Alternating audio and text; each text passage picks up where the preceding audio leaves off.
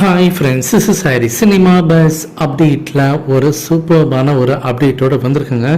கூலி படத்தோடைய post production பணிகள் இப்போ ரொம்ப தீவிரமாக நடந்துருக்கு, ரொம்ப பரபரப்பாக நடந்துருக்கு அப்படி தான் சொல்லணும்.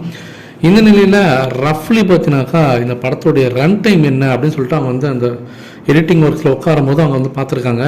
ரஃப்லி 3 ஹவர்ஸுக்கு மேலேயே வருது அப்படின்ற மாரி கணக்கிட்டு இருக்காங்க. இது ரஜினி சார்கிட்டே தகவல் தெரிவிச்சிருக்காங்க. இந்தமாரி இவ்வளோ பெரிய ரன் டைம் வருது, 3 ஹவர்ஸ்க்கு மேலேயும் போகும் போல இருக்க படம், என்ன பண்ணுறது அப்படின்னு சொல்லி கேட்கும்போது அந்த இடத்துல அவர் ஒரு அட்வைஸ் ஒன்று கொடுத்துருக்காரு.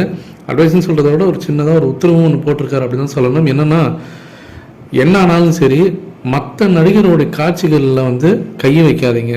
சில பேர் என்ன பண்ணுவாங்கனாக்கா, இவ்வளோ பெரிய 3 ஹவர்ஸ்க்கு மேலே ரன் டைம் வருதுனாக்கா மற்ற நடிகருடைய காட்சிகள்லாம் கட் பண்ணிவிடுவாங்க. தேவலா சீன்ஸ்ன்னு சொல்லிட்டு அதெல்லாம் கட் பண்ணிவிடுவாங்க.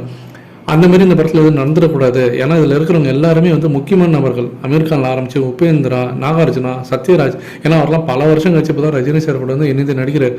ஸோ அவங்களோட காட்சிகள்லாம் தேவையில்லாமல் கட் பண்ணிட்டாக்கா அது அவங்களுக்கு ஒரு மன வருத்தத்தை ஏற்படுத்தும். அதனால் எந்த காரணத்தை கொண்டும் மற்ற நடிகர்களுடைய காட்சிகள்லாம் கட் பண்ணாதீங்க.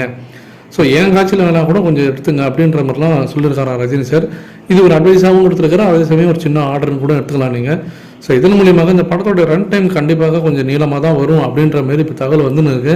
இருந்தாலும் இதெல்லாம் ஒரு ரஃப் காப்பி தான். இன்னும் அந்த ஃபைனல் மிக்சிங்லாம் முடிச்சு ஃபுல்லாக பக்கா எடிட்டிங் முடிச்சுட்டு அந்த மாஸ்டர் காப்பி வரும்போது தான் தெரியும் பக்காவான அதோடைய ரன் டைம் என்னன்னு சொல்லிட்டு.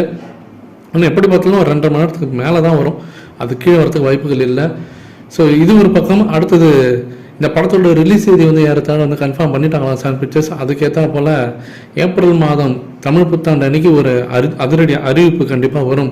இந்த படத்தோட ரிலீஸ் தேதி சம்மந்தமாக கண்டிப்பாக வரும் அப்படின்ற மாதிரி இப்போ தகவலும் இருக்குது. நீங்கள் எந்த அளவுக்கு எதிர்பார்த்து காத்திருக்கீங்க இந்த தகவலுக்காக அப்படின்றத மறக்காமல் கீழே சொல்லுங்கள் ஃப்ரெண்ட்ஸ்.